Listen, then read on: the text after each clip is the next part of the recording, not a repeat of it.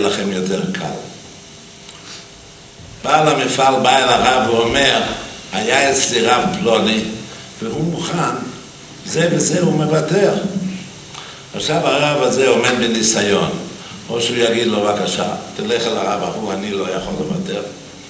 או שאין לו ברירה, ואם הוא רוצה להישאר, אז הוא אומר, טוב, אז גם אני אוותר. אבל זה לא נשכר בביטור הראשון. עכשיו יבוא עוד מישהו ויוותר.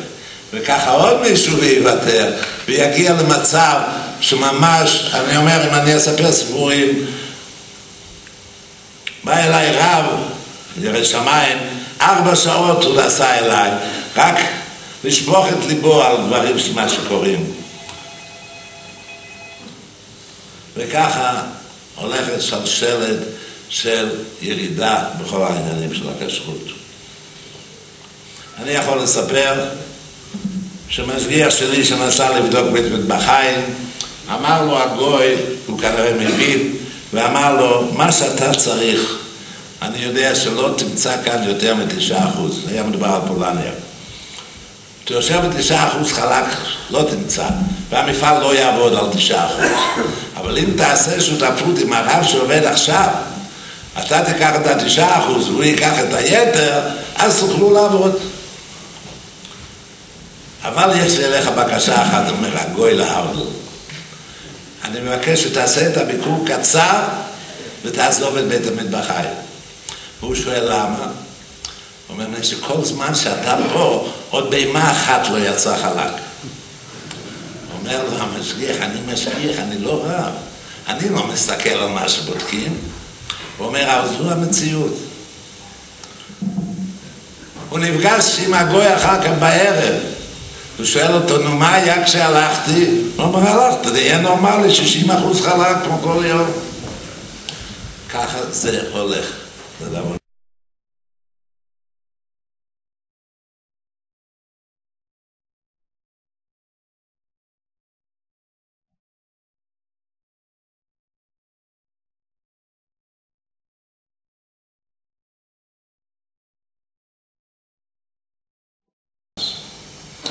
הקהל לא יודע מה קורה, והקהל רוצה כשר, והקהל מוציא כסף הרבה על כשרות, והוא לא יודע איפה מכשירים אותו. שמעתי שמדברים כאן על השגת גבול, ואני רוצה להסביר. אף אחד לא הזיק לי בפרנסה. אני לא נהניתי מן ההכשר, כמו בכל ההכשרים. הדבר היחיד שנהניתי בגשמית מההכשר הזה, זה בערב חג השבועות ובערב פסח הם היו מביאים מוצרי חלב לכולל ולאנשי המשרד, ומזה הגיע גם לביתי. זה היה ההנאה היחידה שהיה להם. וממילא על זה לעשות את גבול, על מתנות.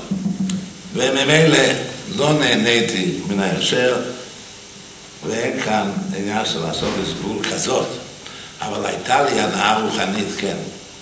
זכיתי לזכות את הרבים בחלב בהשגחה מתחילת החליבה. ואני אסביר מה זאת אומרת. ברוב הרפתות היום חולבים להרדל גויים תאילנדים. בחלק גדול מהם בעל הבית היהודי אפילו לא נכנס לרפת בזמן החליבה. אין לו צורך, הגויים כבר רגילים. אם יהיה משהו אז יטלפנו לו ויגידו לו שזה בהמה לא בריאה, צריך רופא או משהו כזה. ולפעמים גם זה הם יודעים לעשות. אומנם החלב לא נקרא חלב עקום, הוא חלב שהבעל הבית שלו הוא ישראל, אבל הוא חלב שחלבו עקום. כן, הגוי חלב חולב שחולבו עקום. ובסייעתא דשמיא עלה בידי להנהיג באלה שהיו בהשגחתי, שבעל הבית חייב להיות ברפת כל זמן החליבה. והמשגיח בא בתחילת החליבה, גם לראות את הכלים, כמו שההלכה היא שצריך לראות שהכלים ריקים, וגם לראות שהבעל הבית נמצא. הוא חוזר לבדוק שוב, כמו שהדינו שבמספיק רצה ונכנס. זו בעיה אחת. יש בעיה שנייה של פרות מנותחות. מצוי שפרות אחרי לידה סובלות מהיפוך קיבה. הסברים על בגלל המזון, אבל זה לא מה שנוגע לנו. בכל אופן קורה היפוך קיבה וקורה די מצוי. והפרה מפסיקה לאכול. ברגע שהקיבה התהפכה, היא לא יכולה להמשיך לאכול. כדי להציל את הפרה מנתחים אותה. והבהמה נטרפת בשתי סיבות. סיבה הראשונה, כשפותחים את הבטן בשטח שרואה פני הקרקע, אז עצם הפתיחה מטריפה את הבהמה. דבר שני, הרופא מכניס את היד ומהפך את הקיבה ותופר אותה כדי שהיא לא תתהפך שוב. וכמובן שהתפירה הזאת היא נקב בקיבה, וזה מטריף את הבהמה. היה הרעש התחיל בארצות הברית, שם פתאום גילו שיש ניתוחים כאלה, וניסו לברר אם יש שישים, שם אצל גויים היה מועיל שישים. נתברר שאין שישים בחלב על הפרות המנותחות, והרעש הזה כמובן הגיע הנה, התחילו גם כאן לבדוק. מה תקנו?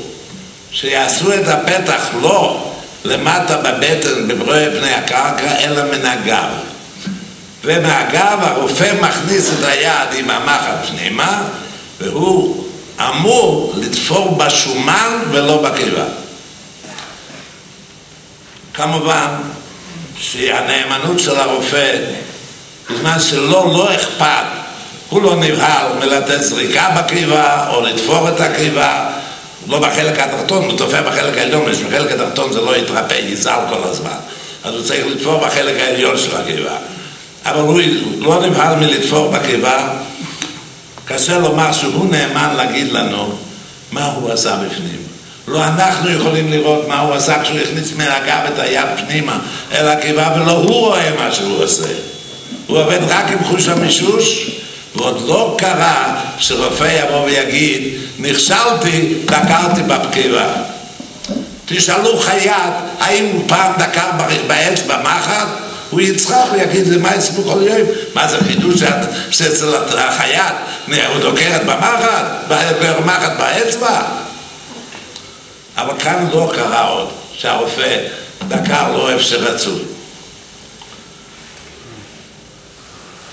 הגענו בסייעתא דשמיא למצב שבהפרטות שלנו הוציאו את כל הפרות המנותחות, וברגע שקרה עם הבעיה של היפוך קיבה, הפרה ניתחו אותה, מכרו אותה, והחלב לא הגיע אלינו.